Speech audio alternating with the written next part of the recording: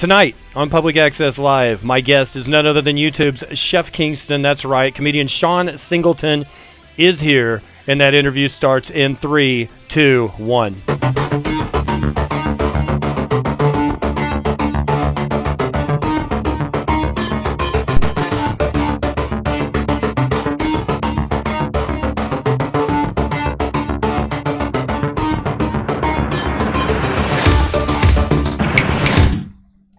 Welcome to Public Access Live, your home for interviews with famous people, and tonight is no exception. My guest, YouTube sensation, is Chef Kingston. Comedian Shawn Singleton is here. Welcome, Shawn. Oh, thank you so much. I'm happy to be here, Dubsky. A craft. Wow. Yeah. I didn't have to coach it. Hey, I take notes. I've seen a few episodes. So, I got you over here with food. You did. But it was phenomenal. From your channel, you seem to like a bit of the Icelandic, or you just like using it for clickbait? Clickbait. Why do you have Icelandic in a few of your titles already? Is there a big food culture in Iceland I'm not aware of? There's not. Actually, that last video I put out, I'm waiting to get a note from the Prime Minister of Iceland, someone denouncing me because I likened their food culture to a 1940s or 1950s child going to a baseball game here in America. Their number one things, like when you go there, what they want you to try, they're like, try our ice cream, try our licorice candy, try our hot dogs. It's like, where's the Cracker Jacks? And then we've got a whole day at the Yankee Stadium planned out, basically. That's their food pyramid. Licorice? Mostly it's dried fish and weird things, but that's the thing that they're always like, oh, you have to have an Icelandic hot dog, you have to have their ice cream. It's all great, but it's not that much different from what we have. The hot dogs are unique, but that's all toppings. That's like trying to show someone who's never had a Chicago dog what a Chicago dog is. Did your honeymoon revolve around food? Well, I didn't want to go there, but was it a foodie's holiday? It was not, actually. We went there. We actually wanted to do a lot of different hiking, and my wife's always been big into equestrian sports, so we really we got to do that. The weather was good enough for that. Is this in Iceland? This is in Iceland. Iceland is one of the few places around the world besides Mongolia where you have like Przewalski's horses, right? Like the natural Mongolian horses. Right. Iceland has their own rare genetic breed of horses, and if anyone out there is actually like into equestrian, they're the only species that has they have a fifth gait. They're 5-gated. So normal horses can like trot, canter, walk, and something else. These horses can do what's called the tolt. And the tolt is basically... is it kind of like a Lipperzanier prance, sort of? Kind of like a Tennessee Walker. It's like how dogs run. Instead of like galloping, it's 1, 2, 3, 4. Right. So each foot moves independently. So it's very smooth.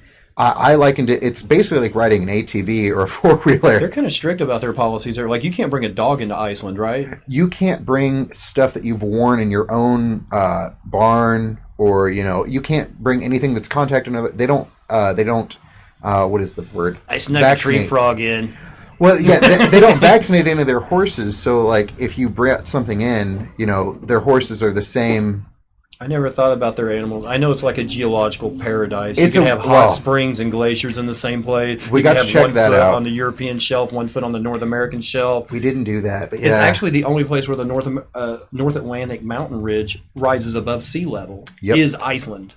You can see a lot of interesting things there. A little bit there, like a few inches every year. The crazy part, and we learned, I think that's just an American thing maybe, or maybe a North American thing.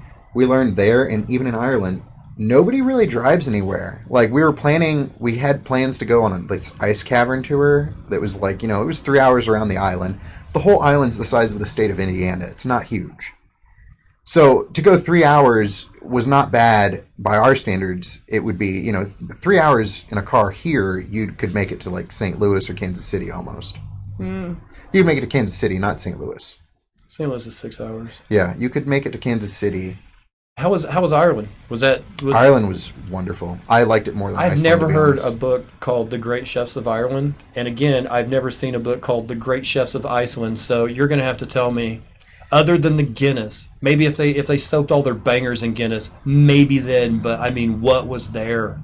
You know what's funny? in Ireland, we had the best meal we had the entire trip. And in Iceland, we actually went out of our way. You know, it was our honeymoon. We made special reservations. We ate at the only Michelin-starred restaurant in all of Iceland. Well, if they don't drive anywhere, what they got Michelin's for? I have no idea. That's... I thank you for that. But I apologize. I totally apologize. Don't. No, that was great. In Ireland, we ate at a Moroccan restaurant that was just in like... We went all the way to Ireland for Moroccan I food. know, right? Like I went all the way to West London just so I could have a good Polish kebab. It was so good, though. Well, that actually, was the best meal we had. And the Icelandic meal was not bad. Neither of us had ever been to a Michelin star, fine dining type restaurant. Oh, but he still ate out every night. Bazinga. It was his honeymoon. Of course, it's his last chance to eat out. Oh, I love it. I didn't mean it, Mrs. Chef Kingston, if you're watching. Chef Kingston, what did you eat at the Iceland restaurant? Thank you so much. Oh, they're already starting with the thank you so much. I love it. I love the thank you so much. That's honestly, for you guys, that's transferred in my normal speak. I say that now all the time. And I think about this show every time I say it. I'm like, thank you so much. But he won't use it on his show because he's too busy cursing like Gordon Ramsay. Exactly. That's a dream. It's like, man, I didn't make it early enough to go through the kitchens and become Gordon Ramsay. Now I'm just going to curse to imaginary people in my kitchen. Where's my lamb sauce? Where's the fucking lamb sauce? So yeah, that Michelin star place, it took 3 hours to get through dinner. From start to finish. Like an Italian meal, huh? It's not as filling as an Italian meal, coming from an Italian family. But you know where I'm at. Like you start with an antipasto, and then maybe a soup, and then you wait an hour, and then maybe a little more, and then you talk a little bit, and have some coffee, and then eat a little more. And this was straight out of a TV show or like Food and Wine, where they'd bring something out, and they're like, and I'll try my best. Like, this is Icelandic celeriac root with roasted sausage and goose fat and grass jelly. And it was weird. You're like, goose fat. I'm like, that sounds good. Hall for the duck fat fries. Are you kidding me? That sounds right up my alley.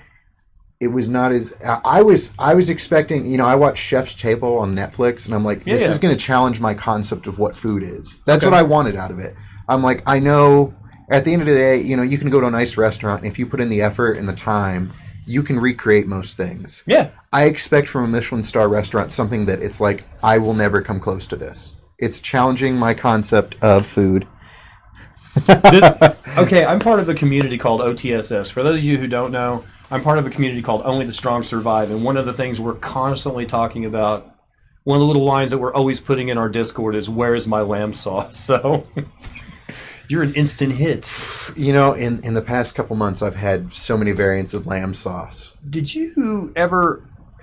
Was there a point in time when you're like, I'm going to start being adventurous with food, where even if I went to France with from the rooter to the Tudor philosophy, I want to try every part of the animal the way the French do? Have you made that decision yet, or are you still kind of... I'm already there. Really? I didn't make the active decision. I think it started when I moved back here, because I'd already been adventurous when I lived in Missouri. It was really a rural town. I mean, there was a town of 8,000 people in Nevada. But I bet... Nevada? Nevada. It's spelled like Nevada. I know where Nevada is. Oh, okay. Yeah, I lived in Nevada, Missouri for about 2... Really? Yeah, it's just... it's between Springfield and Branson. It's on... It's between Joplin and Kansas City, but yeah. Yeah. Yep. Yes, sir. Yeah, we... what were their names? Tim Havens and his son Andy. Tim and Andy Havens. They had a... Anyway... Go on. I lived there for a little bit. One of the guys at my... The town's so small, but they still have a Mexican restaurant. Yeah, we have a couple now. But one of the plant I worked at, one of the guys in supply chain, he had butchered a cow, and he's like, "Hey, I hear you're into weird foodstuffs. I don't eat the cow tongue. Do you want it?" And I'd had lingua tacos whenever I'd come back here, and I'm like, "Yeah, I want it. Give it to me. Sure." I had tongue at Jewish delis in Denver whenever we're traveling. Right. So I got it, and I made, not pastrami style. I made deli tongue.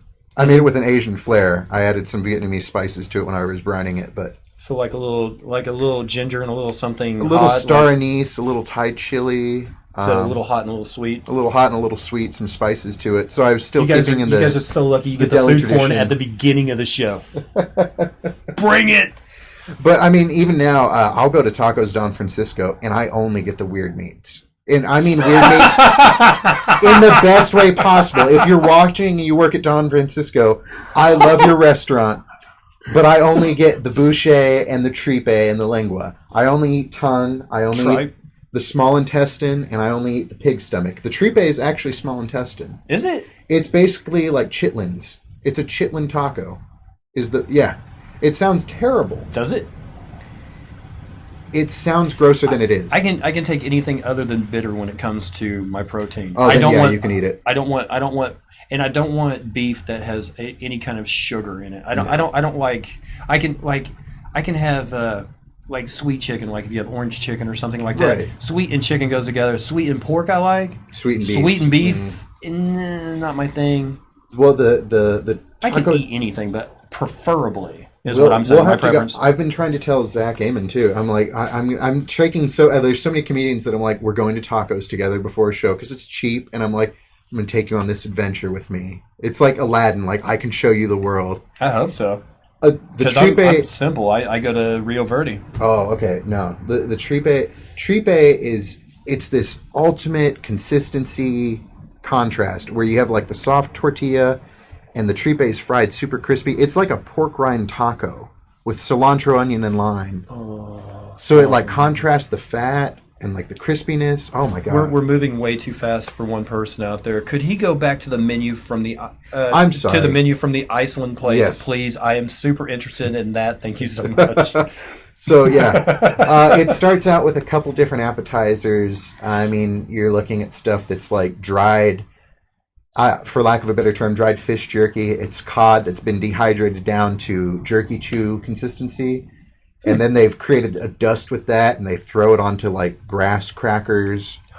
It's all Nordic cuisine, which is something else we were like, this is a style of food we've never had before. Is it a little bit like, and I'm not gonna derail this conversation. Yeah. Is it a little bit like where they take bonito? Kind of. Where they dry the fish and then they make it into flakes and then they make a broth out of it. Is it sort of like that kind of fish powder? It's like that, but they've made it a complete powder. So picture, if anyone out there actually like does not chewing tobacco, but like dipping tobacco, it's basically like dry snuff. Or snoo. Exactly, like the snuff box. Like right. I know that's bigger in the UK than it is here. I don't even think it's big there. I think it's kind of a dead thing. I think snuff is pretty much lived its life. It's done. It's that, like, they made it into a powder, and sidetrack here. It's Anthony Bourdain. I love his book, Kitchen Confidential. Yeah. He has a whole bit in there about how anybody can get a Michelin star if you have enough squeeze bottles and dry powders in your kitchen. And this restaurant was not shy of that. They had about 11 or 12 different squeeze bottles with different sauces all labeled. Bourdain was a king of one-liners. Oh my God, I love that. Whenever he was talking about, and we're not derailing, who was the lady that did the half homemade show? It was like Sandra. Oh, semi-homemade with Sandra. Sandra the alcoholic. Right. Yeah. Bourdain said of her, he said, cheese whiz on a Triscuit doth not an hors d'oeuvre make. Was his quote about her. He was money for one-liners. Oh, he's so funny. The only one I'll never agree with him on when I was reading that book was the garlic press, because he's vehemently against the garlic press. Oh, he's a hand chop guy? He's a hand chop, and I'll do the hand chop, but so I grew up with the garlic press, and he's like, I don't know what comes out of that. I'm like, it's garlic. Yeah. Like, I may not buy minced garlic in the jar. I don't mind it, but... I hand chopped the garlic that went in the matzo ball. Congrats. We do have a press, though. For what I'm feeling. My parents always had the press growing up, so I was used to that. But okay, so they started with this... appetizers of, dried fish. It's all Nordic ingredients. So you had dry fish, you had things that had crowberries, very interesting things. Scandinavian berries are very tasty. They're very tasty. Unique. You had a lot of root veg. Lingonberries. You'd have like a turnip mash that was smeared with maybe some like goose skin and like sweet potatoes. Very unique things. Our dessert was... flavor profiles that you weren't used to, or... No, not really. That was the part that bugged me. It was the flavor profiles. It was nothing that really, like, drove me out of my comfort zone. It was all very... It was like I could rationalize it very quickly. Right. Because I'm like, okay. Like, even the dessert pissed me off. I'll be honest. The dessert was roasted celeriac with brown butter caramel cream. So it was like a half-ass ice cream. And then it had some crowberries in there that were in syrup. Everything was sweet except the celeriac, which was still sweet, but that's celery root. Right. So you're eating it, and I'm like, okay, so this is like really good ice cream with like basically blueberries, and then the taste of roasted celery. I'm like, I get it. I don't like it, but I get it. I'm like, this is just weird. Like, this would be like if I put potatoes in ice cream. You're like, yeah, I mean, it works, but it doesn't really at the same time. So it never really, there was one flavor in there that didn't like meld with the rest of the flavors. Correct. So At everything's least for good, me. and then on top of that, you're still like, I still taste the celery. Yeah. And I'm like, it's good. I mean, they cooked it well. The execution was great. It was just, overall, the design of it, I'm like, it's not for me. We on our, speaking of bad desserts, we on our anniversary this year went to a decent restaurant here, $25, $30 plate place. Yeah. And the dessert menu had 3 items on it, and I swear you can go buy all 3 of these items in the grocery freezer case. They had key lime pie, carrot cake, and German chocolate, and I'm like, for a place that I just spent this level of, these don't look like in-house desserts to me. It looks like it should say Sara Lee on the outside. Can we go somewhere else for dessert? You can always kind of tell, too. Like, there's certain places I've been, even in Tulsa, there's one place that I used to love, and it's not there anymore. I've copied one of their desserts. I'm going to have it on the show sometime. Yeah? They used to do a jalapeno cheesecake. Ooh. Weirdest sounding thing ever, but it was so, I mean, it was on point. I've made it now. It's great. I can't do any other kind of cheesecake besides that. But they would have that typical, it's like they'd have a cheesecake, they'd have a chocolate cake, and something else. But it was so off the wall. Their cheesecake was jalapeno. Their chocolate cake was dark chocolate with peanut butter and ancho chili frosting. Ooh.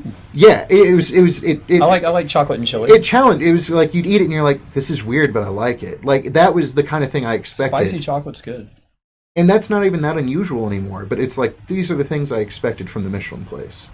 And we had a lot of lamb. I don't want to cut that off. Iceland has more sheep than they have people. Their lamb there is phenomenal. I will give them that. You just said tripe. I'm never going to let you live that down, Singleton. Huh? Oh, it's not the same thing as tripe. Tripe and tripe are different. Tripe is the Mexican, it's the small intestine. Tripe is actually honeycomb stomach from the beef. Do you know alpaca lips meow? What? No. Is that a name or is that a dish? That right. Please tell me it's a dish. It's a screen name. Alpaca lips meow. No, I don't know alpaca lips Well, meow. they called you by your last name like they were like your coach calls you. Never gonna let you live that down, Singleton. Joke's on you. I never had a coach. The Kwanzaa cake. Let's see. Did you have the opportunity to drink mead? No, not in Iceland, actually. It was never offered. I didn't know they were big on that. What is mead, anyway? Is that a... It's honey wine. I love mead. I've had it here. I actually, one of my best friends, my best man at my wedding, actually, his dad does a lot of, like, home winemaking, and he makes a wonderful wildflower mead. Really? It's the only thing. He always gives me, like, cranberry wine, and they're always great, but I'm always like... Do you like Glühwein? What? Glühwein? I love Glühwein, yeah.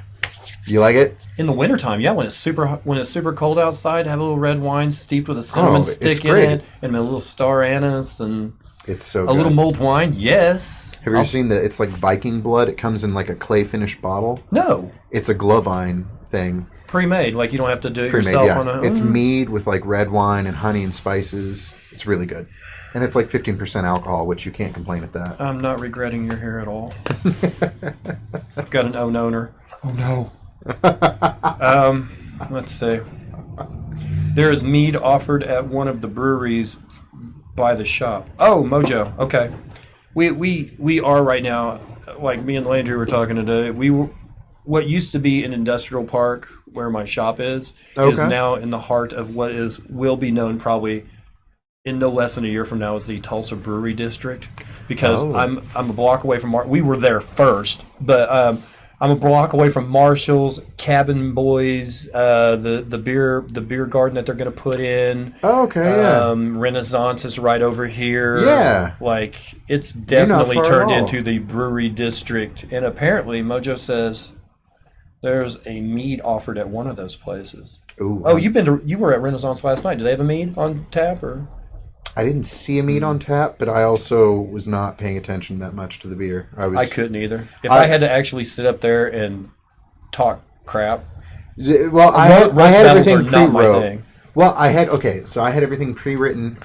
You knew who you were going to battle already? I did, but this is the second time. That was my second battle, and that was also the second time that I had the same person I was supposed to battle both times. They canceled the first time. They canceled the second time, like 3 hours out. I was like, dude, that's so unprofessional. Like, come on, get your shit together. You can't. Like, I have a migraine. Whoa, okay, sorry. Like, big deal. I did a show Tuesday night with no voice.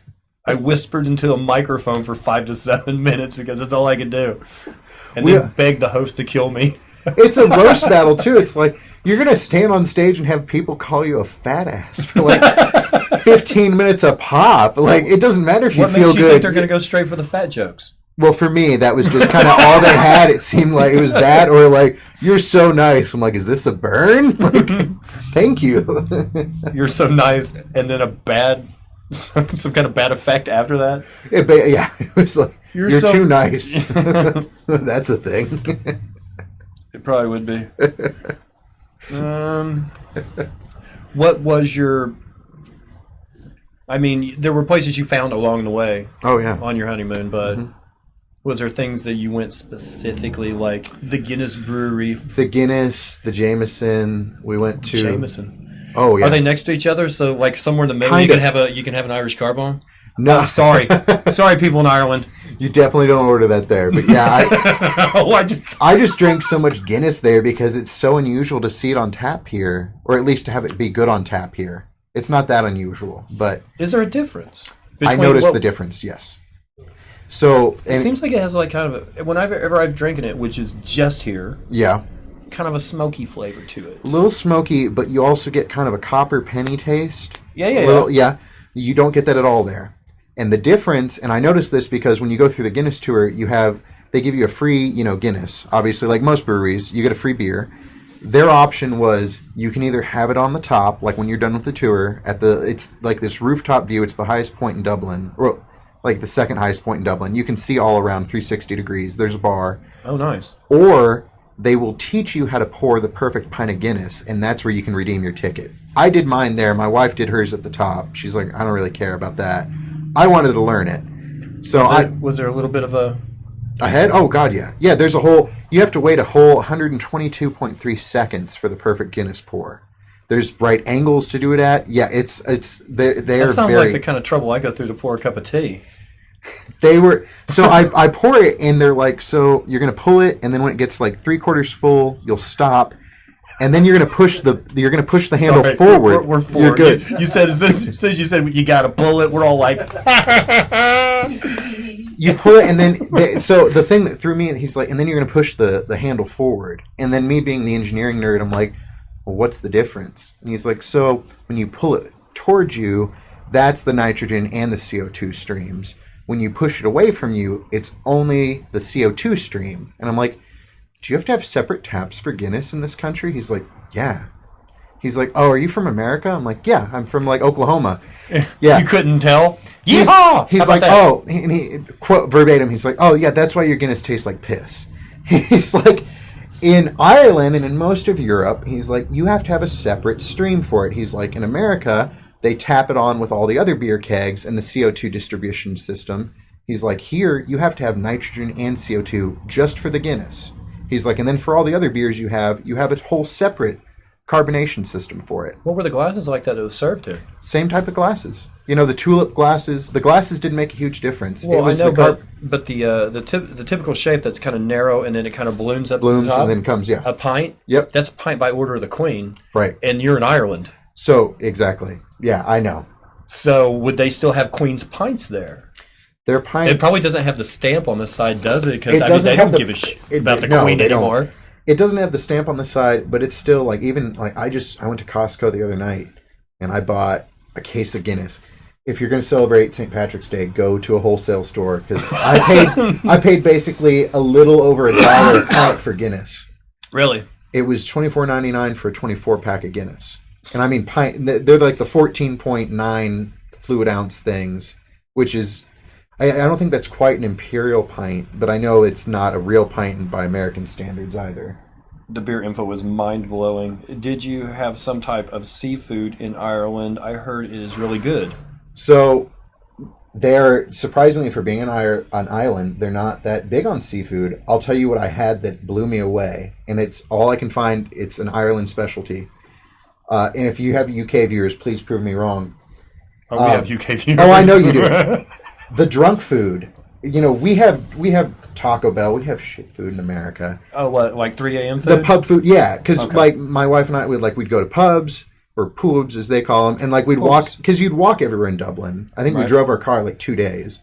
But, like, we walked, and, like, we'd walk back, and I'm like, hey, I'm kind of hungry. Like, let's stop in at this place. It was called, like, the Golden Chipper in Dublin. And we stopped in, and we got, fish and chips. They had smoked cod and chips. Right. So it was smoked cod that was then deep fried. Was it cod or was it kippers? It was cod. No, it wasn't kippers. That was because I've heard of that. This was like a whole, and it wasn't like flaky or discolored. It was just a smoke flavored piece of like fish and chips. And I'm like, this is the best thing ever. And then they'd give you the vinegar, and I douse all my fries with vinegar.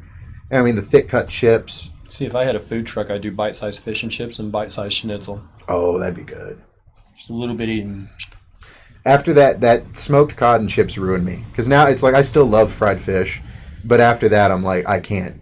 My wife fish is good. Oh, my wife didn't care for it, and I was ordering it like delivery in our like Airbnb. I'm like, it's 1 a.m. I'm like, I'm ordering some fish and chips. I'm like, do you want anything? She's like, curry fries. I'm like, you're not gonna eat them. I'll just eat them. I won't order chips. I'll order the smoked cod, and then I get like, God, what are they? Spice burgers and like fried. They had Ireland.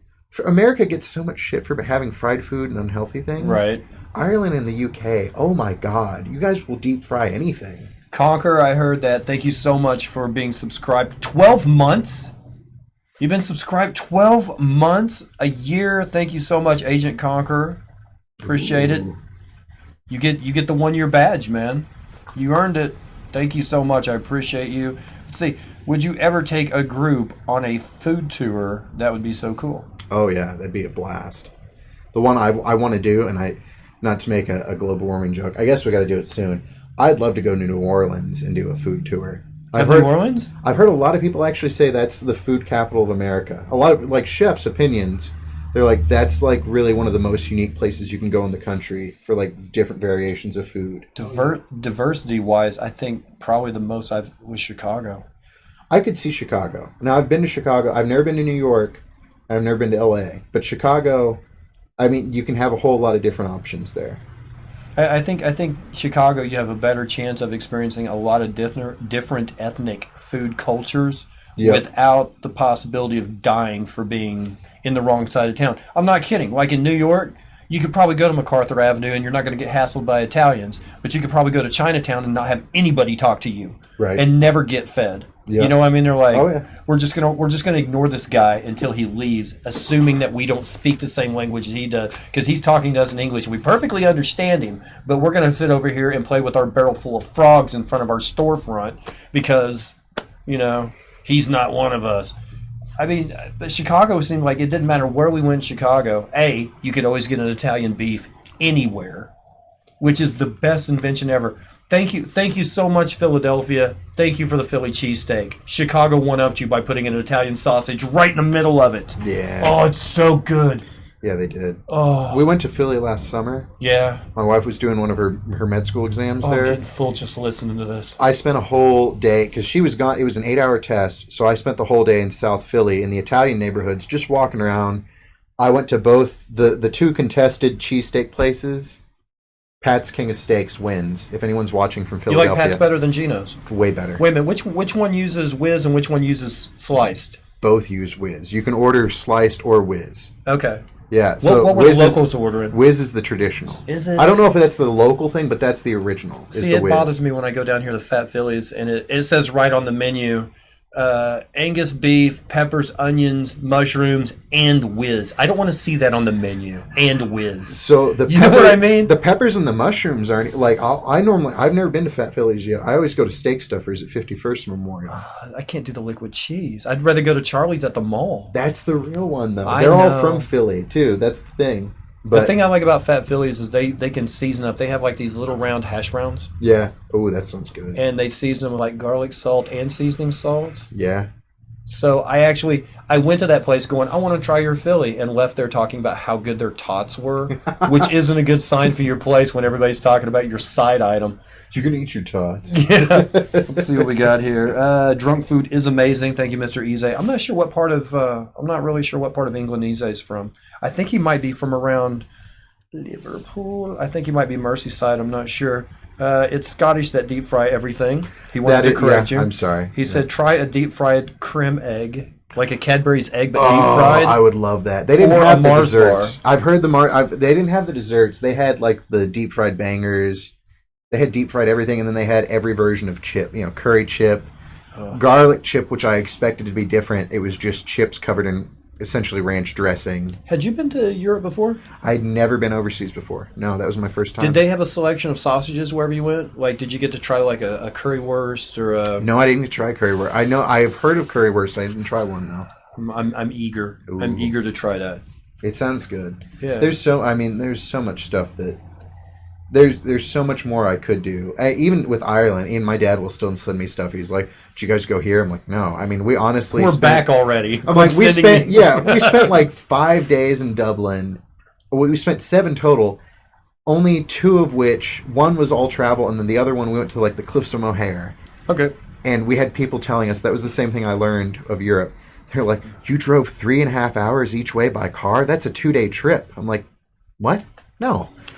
I'm like, "That's just you get in your car and go." Oh, Eze's from the south of England, like Bournemouth, like South Coast maybe. Okay.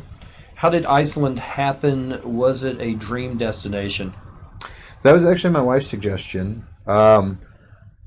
I wasn't against it, and then I started reading into it more. I'm like, "Yeah, this looks like a lot of fun." I really enjoyed it. I definitely liked Ireland more, but Did the place you stay have like a natural hot spring? no, we did Airbnbs both times, and we were really happy with it. The one in Iceland was actually nicer.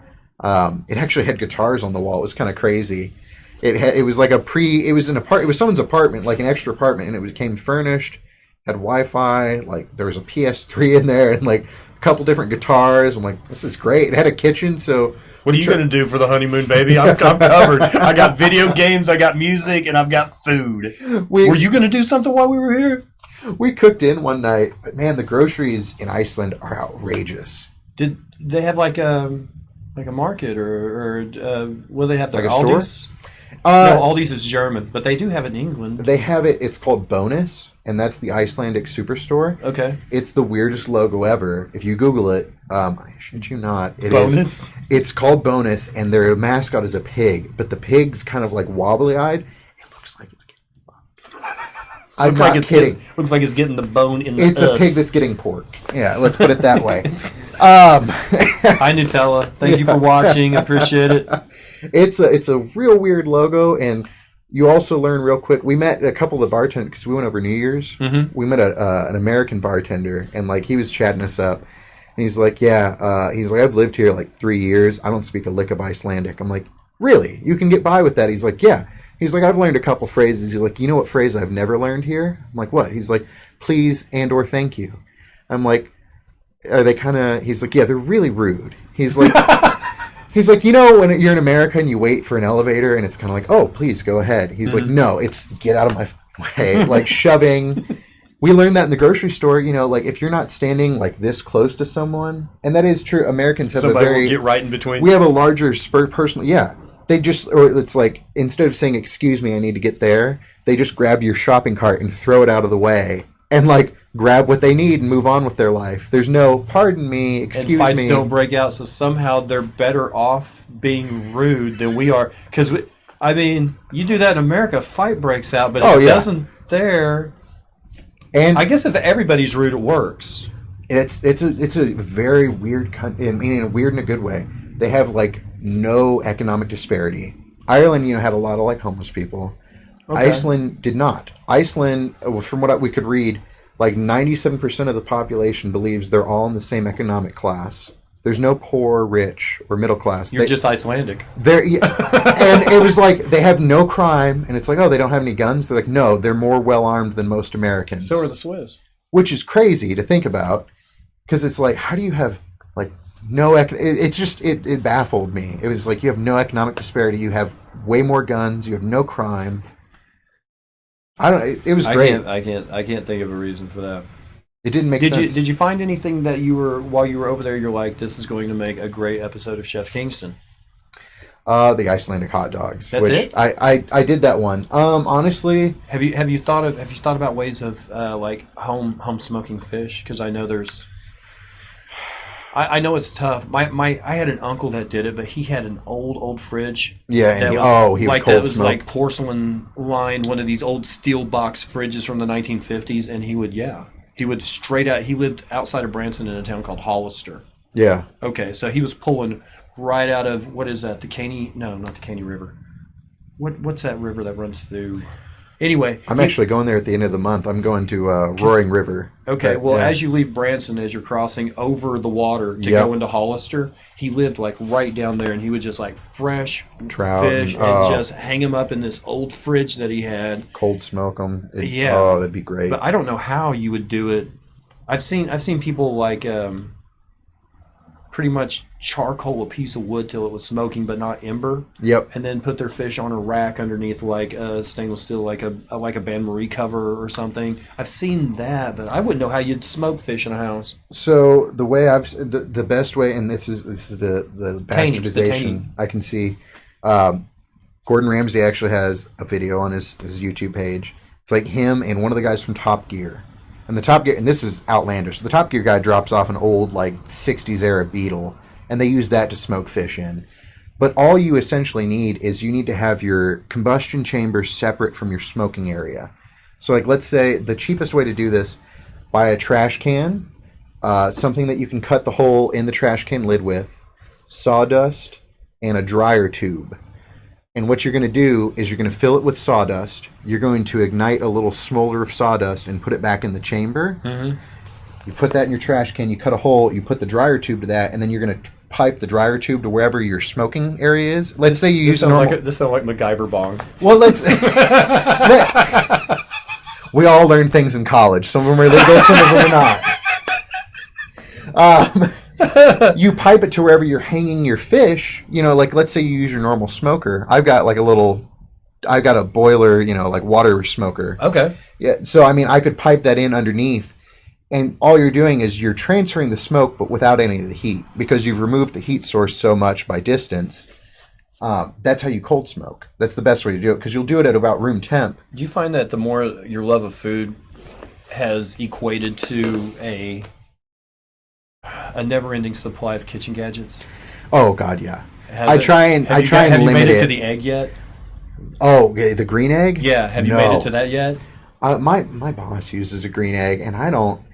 I've eaten stuff that's come off a green egg before, and I looked into it because I'm like, what makes it different? And I'm like looking at it, I'm like, okay, so thermodynamically, it's like a ceramic, like perfect container. It retains heat really well. Oh yeah. I'm like, it's basically like a brick oven on legs. Mm-hmm. I've never gotten it. I think it would probably be the closest thing to medieval oven cooking, like where you would actually have a pot that you would surround by coals, and then you'd put the lid on it and put coals on the lid, and that was the Dutch oven. Or even similar to the Moroccan tagines, which are all clay pots, and then they have water. But other than that, I can't understand why people want one in their backyard to do ribs. I'll be honest with you, because I get really competitive with my ribs. I'm perfectly happy with just using my water smoker. You a sauce guy or dry rub guy? I am a dry rub guy, and then I like to finish. If I had a propane grill, like when I'm at my parents' house, I'll finish them on a propane grill. So what I do is I smoke them dry, and then I make my own sauce. I'll heat that up. I like to candy my ribs on a propane grill. So I'll finish them with a little light coat of sauce, and then I'll heat them up so it gets sticky and thick. I don't like a real wet rib. Chef is an engineer, right? Yes, sir. Yes, sir. Have you ever made anything out of necessity? Like, oh, I'm cooking this. I don't have anything like this. I'm going to have to make it. Ooh. You ever MacGyvered a meal? I've MacGyvered plenty of meal. I'm trying to think of one off the top of my head that I can use as like an actual verbatim example. What have I made recently? I'm the one that came up with the double barrel spatula for flipping big pancakes. I haven't. no. I've got a design right now. I do a smoked pumpkin soup around Halloween that I really like. Does it have like a squash kind of? It is. It's basically like a butternut squash type soup, but Okay. I add like tomatoes and mozzarella and pancetta to it. But I like to smoke them. I used to do whole pumpkins, and then I was like, you know what? This works, but it's kind of a pain in the ass. Yeah. And so I designed. I haven't used it yet, but I have this method that would totally work for heat transfer and for smoke transfer. I'm going to take like a deep pan. I'm going to poke some holes in it, and then line it with cheesecloth. And then I'm going to just buy the canned pumpkin puree that's unflavored. It doesn't have the cinnamon or pumpkin pie spice. And then just lay that in there in a thin layer and put that in the smoker. And then the holes in the cheesecloth create like a liquid-proof barrier, but it'll still allow vapor to transfer through it. Okay. And that way you can still get the smoke flavor into your pumpkin puree. We covered your tours. We covered what I'm assuming was lunch and dinner and drinks and drunk food afterwards. Mm-hmm. Breakfast? We did one Irish breakfast there. And then I also made some like leftovers from a chippy, like the next Sausage, morning. eggs, tomato, beans, toast? Cup of tea? I was disappointed. I went to the one that was like, it was recommended from Anthony Bourdain's show. Yeah. And they changed it to where like we got our meal and then I'm like, where the hell's my mushrooms? Where's my baked beans? They're like, that's extra. I'm like, oh, screw you people. That is so bullshit. We both love tea, and I take mine with milk and honey when I'm over there. I still have so much Irish tea left over. I got to try Lions when I was there. I need to get some. Did he say candy and ribs in the same sentence? Lord help us. They don't know Southern barbecue, apparently. Well, yeah. That's fair. It's very regional. It is. Like Memphis is home of the dry rubs. There's like, depending on what part of North Carolina you're in, there's 3 different sauces. Vinegar, mustard, ketchup. Yeah. Oh, Or if you go to Mississippi, there's a white sauce. There's a white barbecue sauce that's a mayonnaise base. On smoked chicken, the white sauce is killer. Have you used the Japanese pumpkin? The Japanese pumpkin? No. Is that in reference to the pumpkin soup, or is that another name for the egg? Is there like do you have the green Japanese egg, or you have the green pumpkin? I would assume it's What type of wood do you use to smoke that pumpkin? Okay. Oh, that's fair. That's a good question. So I vary it. I have like my own little barbecue list. So for pork, I like hickory. For beef, I like mesquite. For poultry, I like cherry wood.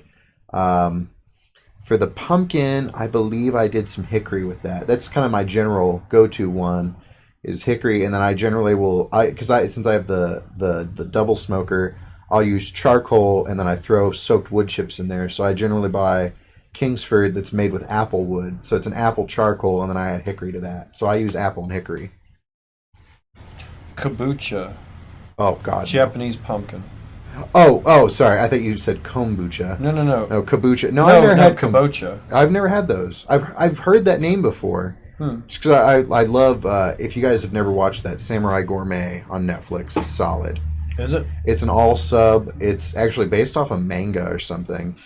But it's this like retired Japanese businessman, and he's just going and eating, and he has all these like flashbacks and fantasies of himself as what is that, Maido era, like samurai eating food, and he like has this whole new appreciation for it. It's like if Kurosawa did a cooking show. It's kind of like beautiful, and I'm like, you watch it, and I'm like, man, all I want now is like a bowl of rice and fish heads. Like that sounds beautiful. That looks great.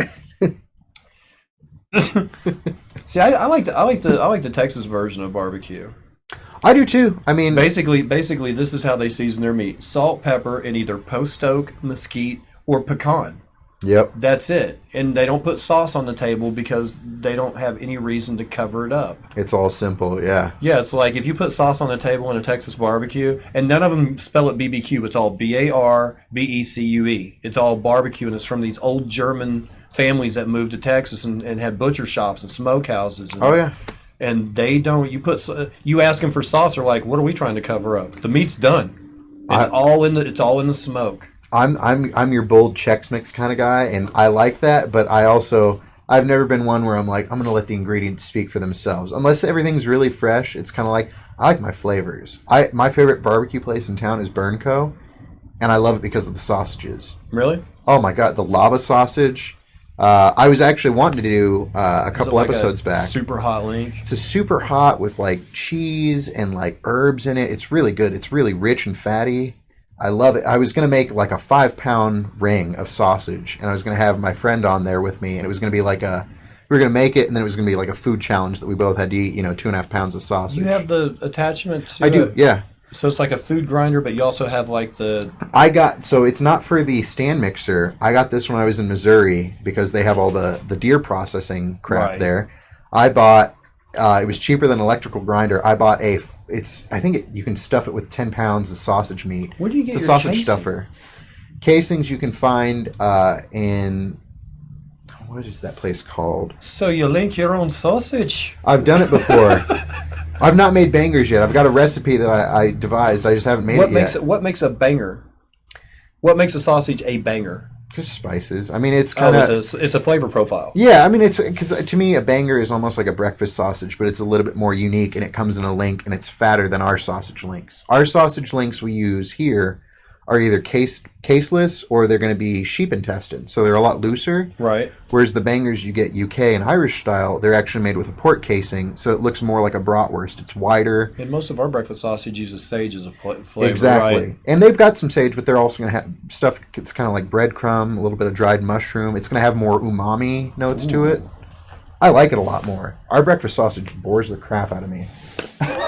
I'm a bacon guy. You are such a food snob. Well, I mean that in a good way. Because you can't have a cooking show and be like middle of the road on everything food. Like, I like everything. Well, you're not going to have a very good cooking show. I try not to be pretentious with it. It's like I buy great value brand stuff all the time. But dude, anybody can make a taco. Oh yeah. Here's the thing about pizza places, right? The only thing that makes you good as a pizza place is your crust and your sauce, because everybody is getting their pepperoni from the same Cisco or Benny Keith. Everybody's getting their sausage. Everybody's getting their toppings pre-chopped, all that. The only thing that's going to separate you is your sauce and your crust. If you make your own sausage. So anybody can make a taco, but not everybody's making their own tortillas. No. Like that was a beautiful episode. That was something my grandfather always used to complain about, because before he worked at like AAA for a long time. Before he worked there, he had his own pizzeria when he was younger. And that was always like growing up, and even my mom will say that, like, that was always his complaint, is when we'd get pizza out, he's like, why is this so expensive? Like, pizza is not supposed to be expensive. It's dough, it's sauce, it's cheese, and it's toppings. These are all inexpensive things. It's peasant food. I mean, honestly, like, it's not supposed to be fancy. Do you have a family recipe? For crust? No. Or a sauce. I mean, is there like a Singleton family tradition that doesn't make it outside? Like, your wife is privy to it now; she married in, but like nobody else. Like, I know how this is, because like, I'm not passing along my chicken spaghetti recipe to anybody other than my kids, or matzah, or anything. No, we're not too secretive on anything. So like the only one, and it's not. It'd be my mom's side. So, and originally it'd be like the Filipponi like pizza crust recipe. Is basically what I shared on that episode, but I mean, I've made my own small changes to it. I use brown sugar instead of white, and then I throw the cornmeal in there.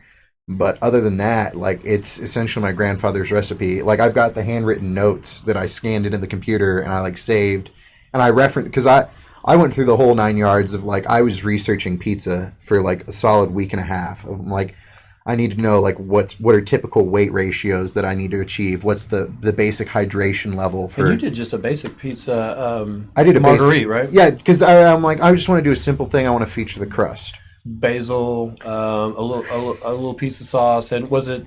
It actually was white, so I didn't do pizza sauce. Oh, by the way, I have a message. Oh, and go ahead. they're not going to say anything. They have a different question up right now about Siggy's.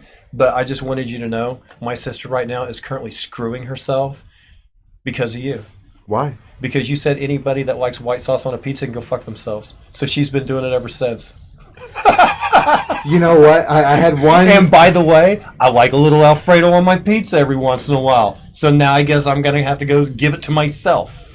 I will say when I go to CC's, I like the Alfredo pepperoni. It's the best thing at CC's. No. Like Alfredo and veggie. Like Alfredo spinach. No. No? No. Are you kidding me? So when I say white pizza... We're going to wrestle. No, because I'm not... It can be so much better. Because I take olive oil and I blend it with like garlic and like parsley and herbs and chili pepper flakes. So you want like a pesto base for your veggie? It's not quite pesto, but it's basically it's like an olive oil and garlic base. Okay. So like the one I base it off of, if you go to Hideaway and you get a chicken Florentine, that is one of my all-time favorites. Okay. And that's not a pesto base. That's an olive oil and garlic, and then it's got like just chicken and mushrooms and everything on it. See, spinach, chicken, and a red sauce just seems a little heavy to me. That's why I don't use the red sauce. It would have to be something. Yeah. And most places don't offer what you're talking about. They either offer a white or a red. So you're like, I'll take the white because red sounds a little heavy with those items. With the red, I always like to go like pepperoni, olive, and some onion. Maybe some goat cheese on there if you really want to get fancy. Yeah, what was the cheese used on Marguerite? Was it home? That was just mozzarella. No, that was like an Italian blend. I just buy it shredded. But yeah, and fun fact for that, I was so drunk by the end of that episode. I went and like crashed on the couch for a little bit. Then I cleaned up the set. I mean, by clean up the set, I mean I took down my equipment. Right. Because I left I hit the button and literally just hit the couch, and I was out for like a good hour. I came back up, ate the pizza, put everything away, and I'm like, oh shit, I didn't take any pictures of that pizza. The next morning, I woke up at like 4 a.m, and I was like cleaning up, and I was doing stuff in the kitchen, and I'm like, you know what? I need to make another pizza so I can take pictures of it. 5 o'clock in the morning, I'm making pizza crust. 6 o'clock, I'm throwing a pizza in the oven. My wife wakes up, she's like, why does it smell like pizza? I'm like, oh, I got up really early, and I had to make I made a stunt double pizza so I could take pictures of it. Have you been drinking? Well, I didn't wake up at 6 o'clock in the morning and drink. I started at 3 a.m. It's different. Nobody drinks at 6 a.m. unless they started at 3. I'm not an alcoholic. See, I have this to ask, though. Let's say there's a guy, an older fella, who wants to go to Scotland to visit, say, the Macallan or the John Dewars. Ooh. Because he has a particular affinity for those types of drinks. Yeah. But he really needs to take his wife and children with him when he goes on vacation. Do they have a playground at these places asking for a friend? So when we went to Guinness, you could bring kids along on it. They just weren't allowed to drink. Well, obviously. Well, it was funny because there was like this Korean family there, and like they had like their little like daughter there, and there is a tasting area, and they're on lockdown with that shit.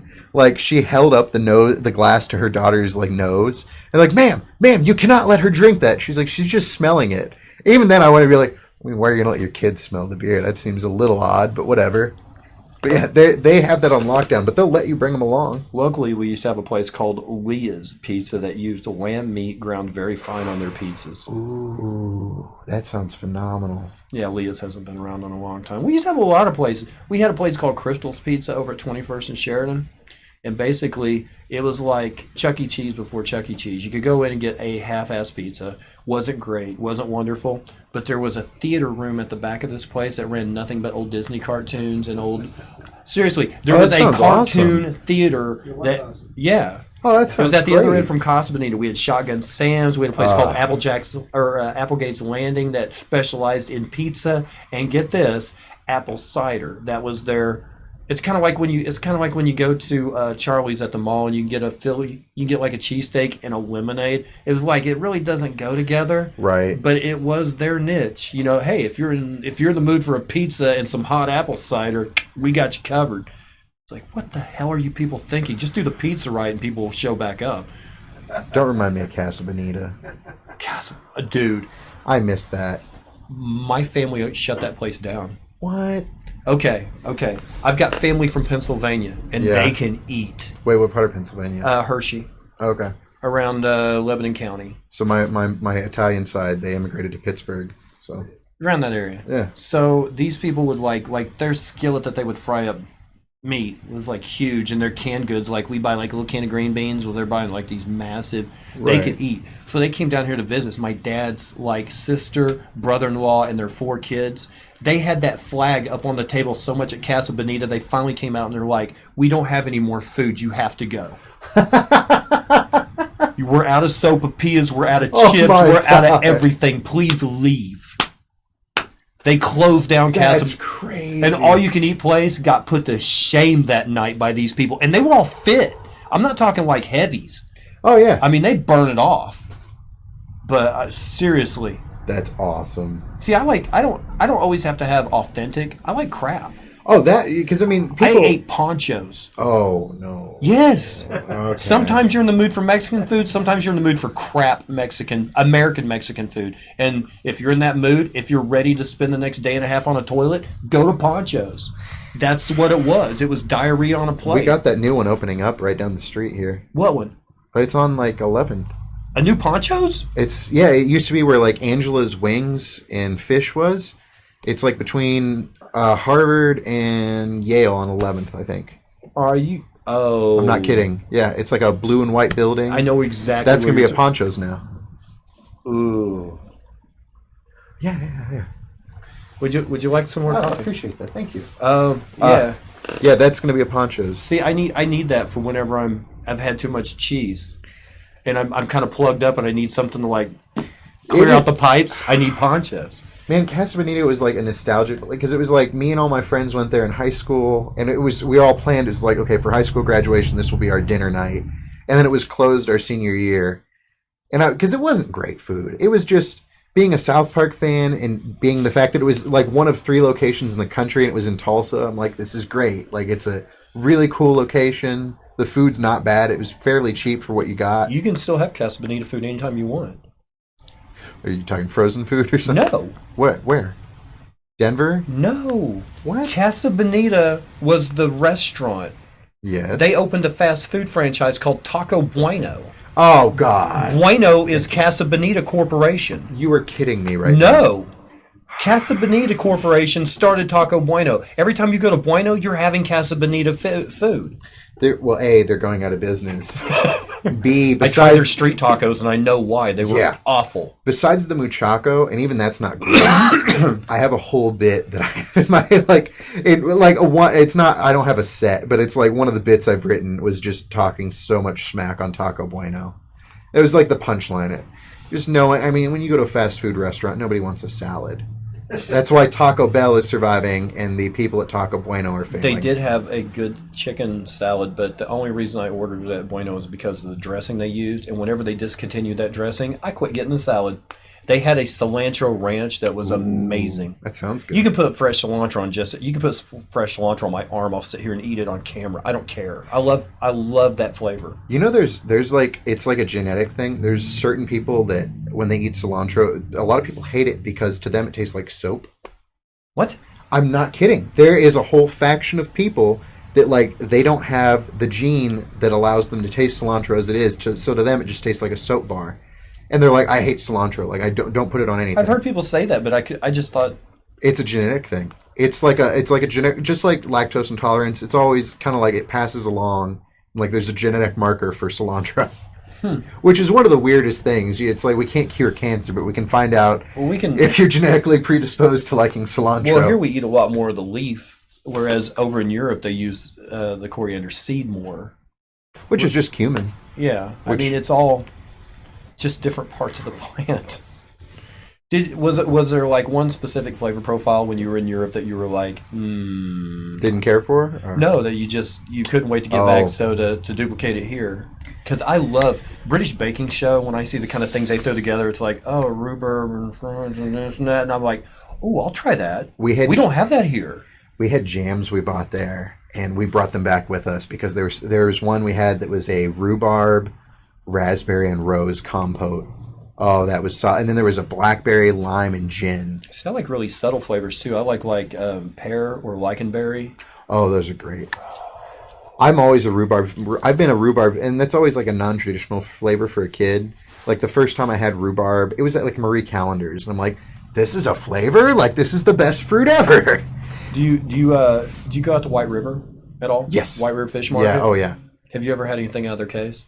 They don't have a rhubarb pie there. At least not whenever I've been. No, what they do have, it looks like what they have in their cupboard is one custard, and then underneath it looks like they have pumpkin pie year round, and it's not. One of them is a buttermilk pie, and the other one is sweet potato. Oh, I've never had either of those, but I love buttermilk and I love sweet potato. The buttermilk pie is, if you like custard. Yeah. But a lot of people don't. They're like, it's kind of... It's one of my favorite things my wife makes is a buttermilk, or she makes, it's a lemon chess pie. It's so good. It's so good. I've got the rest because I've made it a couple times. Who here's gained weight so far? I'm just the food. Her mother-in-law made a Bakewell tart the other week for her birthday, straight out of Mary Berry's cookbook. Really picturesque square with the fluted tart pan. I was blown away. I'm like, this is on. I tried. I'm like, I was trying to do the Paul Hollywood voice. I'm like, you need a handshake for that. I do the custard tarts. I love a good custard. It's so good. And plus, I mean, because of the way I like to make angel food, right? You've always got yolks left over, so you might as well make a custard or devil's food. Yeah. I make a devil's food loaf with some like chili chocolate frosting. What was the Blackberry Gin Jam? I missed the middle flavor. Blackberry lime gin. It was a store called M&S. I don't know if that's only an Ireland thing or if it's in the UK as well. The other thing I noticed, and it's true for the Great British Bake Off, there were so many different and better baked goods than what we have here. Just walking through the bake section also you've been over there. This blew my mind, and my wife's like, yeah, we do that out of total compulsion. They don't refrigerate their eggs. Right. Because I'm like, I'm walking through the section, like the refrigerator. I'm like, where the hell are the eggs? She's like, they're over here. I'm like, you're not in the refrigerator area. She's like, you don't have to refrigerate eggs. I'm like, what? Yeah. Blew my mind. I'm like, you don't have to? She's like, no. I'm like, then why do we? She's like, because we're Americans and we're crazy about everything. I'm like, it seems like such a waste of money and space. It blew my mind. Did you find a patisserie over there that you were kind of like to walk past and dream over their food? No. Not in Ireland? No, because we didn't pass any local bakeries. It was mostly because they had Bakewell tarts, and we had a sticky toffee pudding cake roll. That was great. Yeah, you can shut up now. Sorry. Or keep talking, one or the other. M&S is in the UK too. Did you? I can't think of my daughter did a project with Finland, and she had to make something, and I made her a what's known as a blueberry rooster. It's a blueberry rye pie.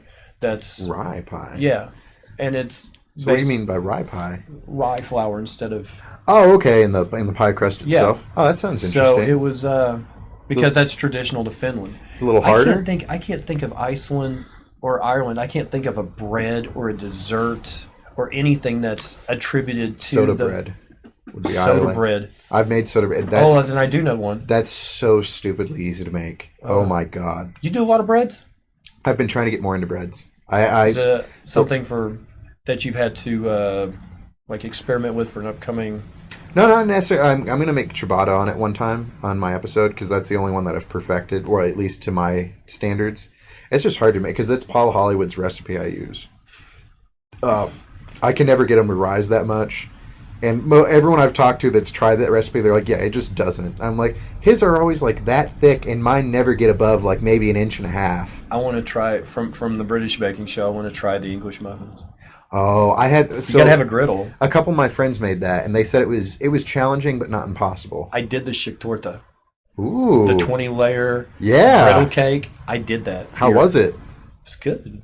Oh, it was basically very thin layers, 20 of them, and then it was an apricot jam crumb coat, and then a chocolate ganache over the top.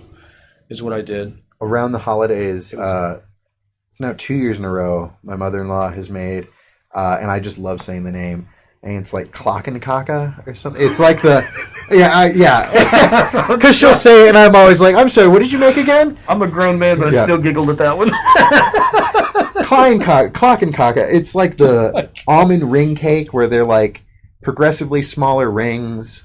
Ugh. And it's like an almond type donut. It was really, oh my god, it's great. The one that really struck me that I wanted to try, but I never, it was this is going to take a long time. I better have a couple of days for this one. Was that princess cake the one that had the green fondant top, and it was like cream and then like cream and creme pat mix, and then creme pat at the bottom, and there was a cake layer, and there was I think a pudding layer. I don't remember, but it was like it would take you forever. There's like 35 different ingredients and 19 different steps, and it's like, oh my god! But I just one time, just make it one time.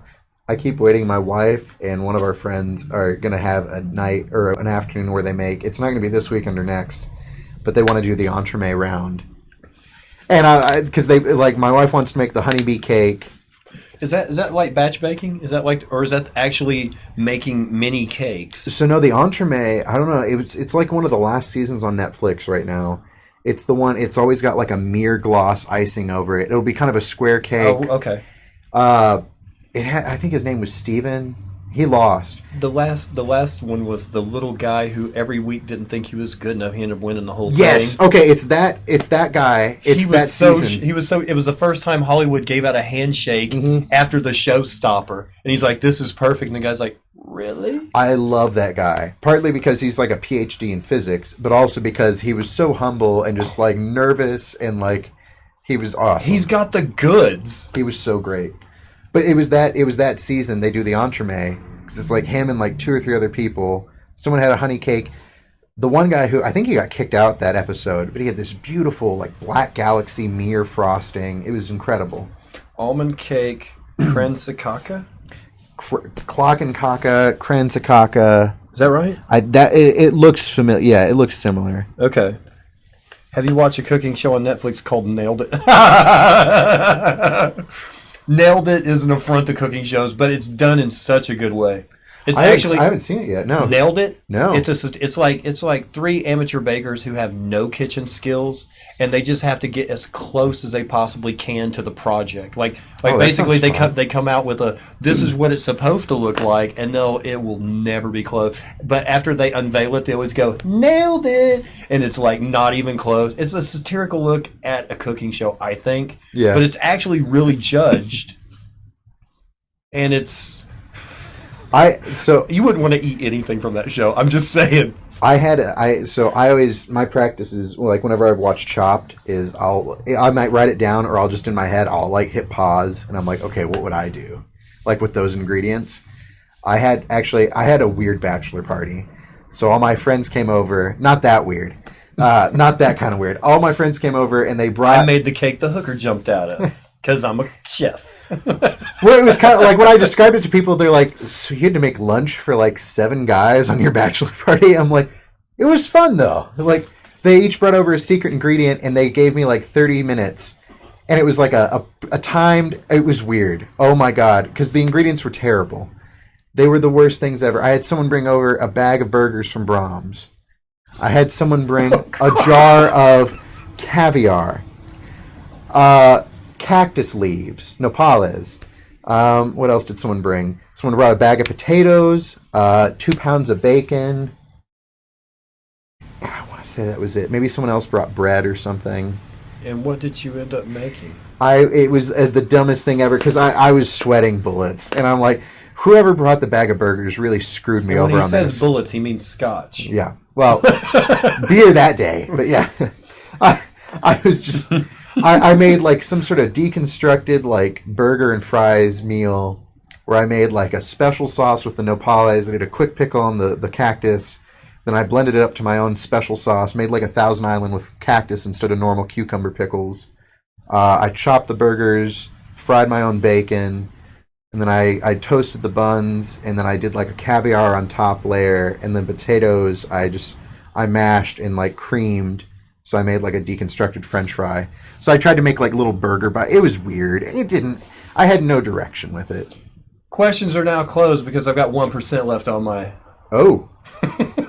So, thank you guys so much for your questions. It's plug time. Okay. Would you like to maybe tease people with what they might be seeing coming up on Chef Kingston? Absolutely. I've already planned this weekend. And give them the information about how they can find you, etc., etc. Take it away. Yes, sir. So, let's see. This weekend, I'll be working, especially the UK people will enjoy this. I've never had it or made it before, but I'm going to be doing some experiments and variations on a Welsh rarebit or a Welsh rabbit this weekend. Isn't that just cheese on toast? It's a little bit more than cheese on toast, but yes, at its heart, it's cheese on toast. But it's cheese that's then been mixed with like beer and like a little bit of mustard powder and flour. It just keeps getting and better ale. and better. Yeah, you basically make like a Bourdain like cheese spread. It's like a roux, and then you spread it on toast and get it bubbly. I was going to try it like a basic way. I'm going to try it with cider instead of beer. We're going to do it with a duxelle because I got some mushrooms and onions kicking around. So kind of like a like a beef Wellington filling. I'm going to do that on the underlayer. And this is all going to lead up. This will trail in. I had the brilliant idea the other day when I was looking into this. People have done it, but not what I'm going to do. I'm going to have another episode that'll be a Welsh melt or a Welsh patty melt. You know, people do grilled cheese as the buns on burgers. What do you use it for the protein in it? It'll be a burger with maybe some onions ground into it, a little Oklahoma style thrown in. But each layer of bread, it'll be a piece of rye toast with Welsh rarebit on each side, and then with the burger and onions in the middle. And then I'll make like a dipping sauce to go with it. Has your pantry gotten better since you started a cooking show? Is that the whole reason you did this? Like, I had nothing but ramen and mac and cheese till I started this cooking show. Now I've got portobellos and... I had too many from the pizza. Leeks. I've got leek. My wife buys so much. Well, she buys and then she gets produce because she does a cooking class for, like, health reasons. Like, she's doing public health right now, so she teaches kids how to, like, eat healthy and does, like, cooking classes with them. Do you like a good potato and leek soup? Oh, I love it, yeah. Oh, my God, yeah. Even the basic stuff is just... That was in college. That was me and my friend's favorite thing when we were 21 because we felt like such adults. Is midday you could go to McNelly's and get the Irishman's lunch, and it was potato leek soup and a pint of Guinness and a loaf of bread, and it was $6 for like a bowl of soup, a pint, and like some bread. And I'm like, oh, this is great, and we get to drink during the day. Right? We're so grown up. Yeah, I got this episode coming up this week. I'll be filming the Welsh rarebit. That'll drop either Sunday or Monday, depending upon when I get done with editing. I've got the momentum now. I'm trying to do this every week, so I may even film a second episode just so I can have a free weekend next, and I'll drop that still. Outside of the show... Are you still getting inspired by eating out? I mean, you still find things you're like, I would like to do something like this for an episode. Or, and honestly, or make this attainable for, like, you eat something really good at a restaurant. Like, I'm sure I could make a home version of this. Oh, absolutely. And then, I mean, a lot of it, the Welsh rarebit came just because I always watch it, and it's my favorite thing that I'm subscribed to is the Munchies channel on YouTube. It's kind of like, it's always like, man, maybe if I keep, like, making my own stuff and my own variations on it, one day I'll get that email like, hey, do you want to come work for Munchies? It's like, yeah. Dream job, yes. Do I? Yeah. Where can people find you right now? I'm on YouTube. It's under Chef Kingston. If you type it in, you'll find it. It's just Chef and then Kingston, Kingston. If you're local to Tulsa, a couple of things that I got going on.